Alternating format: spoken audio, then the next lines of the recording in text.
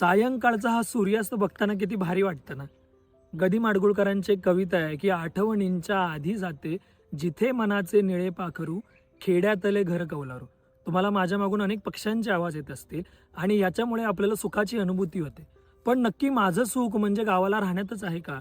तर अनेक जण म्हणतील की नाही, शहरात राहण्यात पण सुख आहे. पण हे शोधायचं कसं? तर याच्यासाठी दिलीप कुलकर्णी यांनी लिहिलेलं निसर्गायन नावाचं पुस्तक आपण सगळ्यांनी वाचलं पाहिजे. याच्यामध्ये भारतीय तत्वज्ञान आणि पाश्चिमात्य तत्वज्ञानाचा अभ्यास करून त्यांनी नक्की सुख कशात आहे हे सांगण्याचा प्रयत्न केलाय.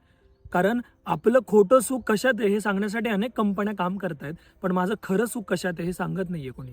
आणि जर हे आपण पुस्तक वाचलं आणि त्याचं मनन केलं तर खरंच आपल्याला लक्षात येईल की गावात राहून, निसर्गात राहून आपण आनंदी आणि सुखी होऊ शकतो. कारण माझं मन शांत झालं तर मी शांत होईन. आणि म्हणूनच हे पुस्तक आपल्या सगळ्यांनी आवर्जून वाचलं पाहिजे.